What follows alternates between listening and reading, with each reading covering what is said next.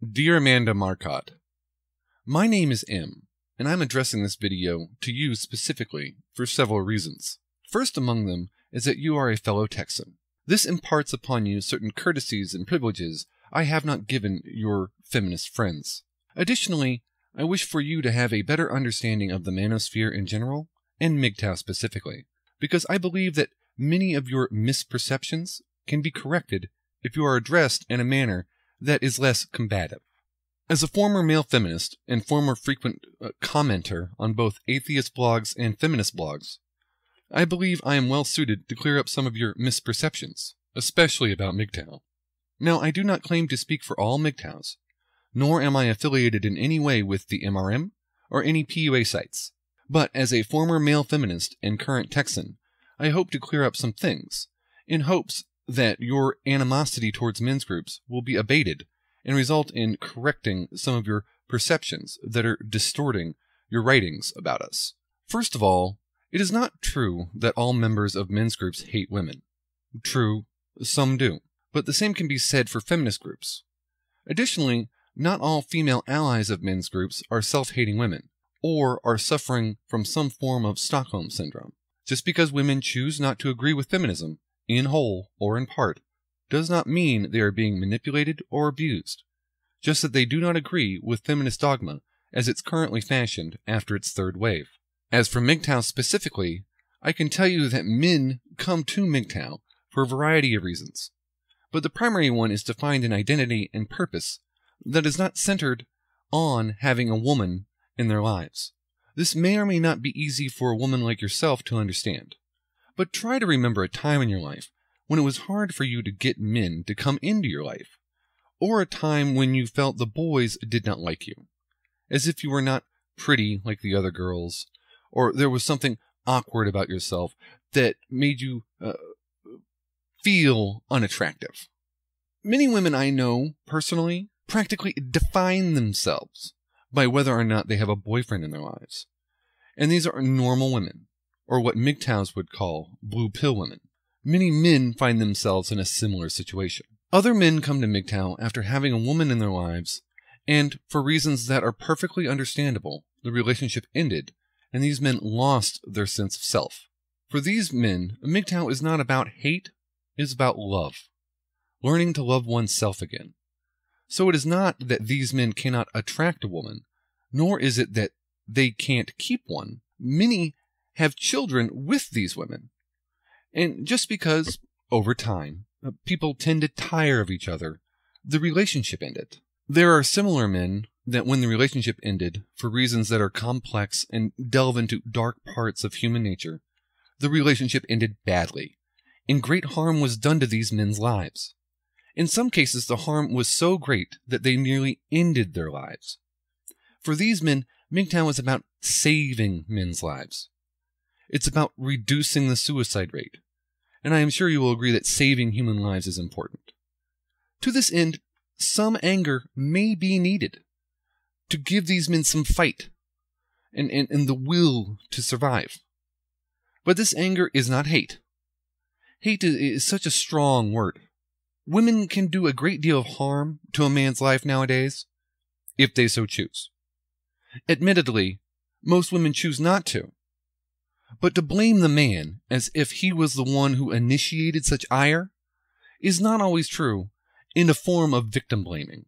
There are also men that have, and always had, a great deal of intimate success with women, but for one reason or another never found the right one, or felt that marriage would never be right for them, and thus felt it only proper to go their own way. A good example of this would have been George Clooney several years ago, or any other popularly confirmed permanent bachelor that would rather not waste his time and a woman's time in a prolonged relationship that will not end in marriage or children.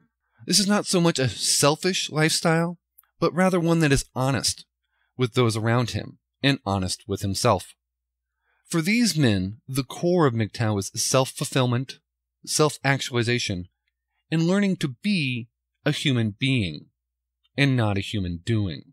On that note, some MGTOWs prefer the MGTOW lifestyle because it affords them the freedom to focus on the activity of their choice, whether that is work, a hobby, civil, or national service. Many soldiers find going MGTOW frees them of the burden that may psychologically hamper other soldiers. Since the divorce rates and infidelity rates for soldiers' partners, while the soldiers are away at war, is so very high, and the resulting psychological trauma from this infidelity can very well lead to physical trauma for themselves and others, many soldiers find going MGTOW very beneficial for themselves and their units. Also, there are those MGTOWs that for various reasons are not attractive to the opposite sex at all, and thus are effectively priced out of the market. They may be poor, physically unattractive, have bad social skills, or may even be physically handicapped. For these men, MGTOW provides a place where they can be accepted for who they are, and find brotherly love and communion among other men who are accepted by women, but these men choose to limit or walk away from those women entirely. This gives these men a sense of self and a sense of belonging to a brotherhood. If they can see that they have more in common with men that women find attractive, then they can say that they are men like them too. Finally, MGTOW, in my humble opinion, tries to get men to realize that they are more than men, that they are human. It seems to me blatantly obvious that society views men as less than human. The word man literally has 2 fewer letters in it than human, whereas the word woman has exactly the same number of letters as human. This is probably just a coincidence, but still poetic. Women are valued simply for their existence. There is a common phrase in the MGTOW community: women are human beings, men are human doings. The Bible even says that if a man does not work, a man shall not eat. Men have to earn their right to survive.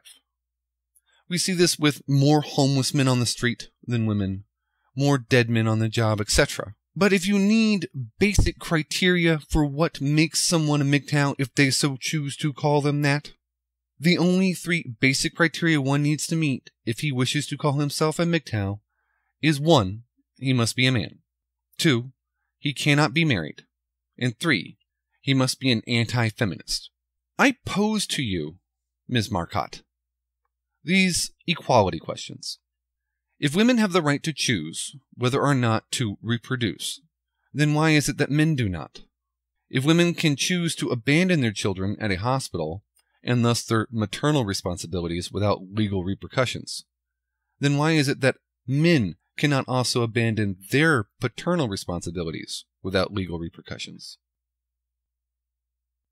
So there you have it, Ms. Marcotte. I hope you did not take this too hard, and I hope you have a better understanding of what I have perceived in MGTOW.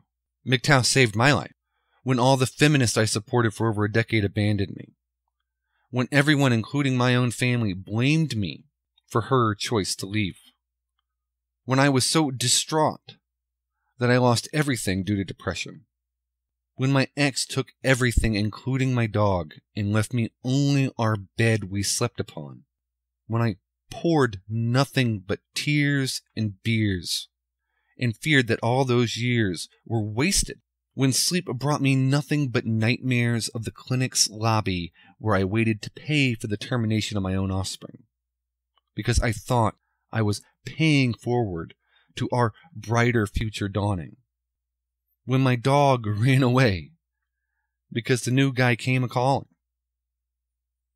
when I was going to end it all, there was MGTOW. Not the MRM, not the PUAs, but MGTOW. That is what MGTOW means to me, Ms. Marcotte. It means life.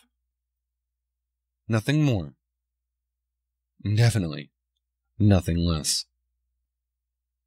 Well, peace and long life.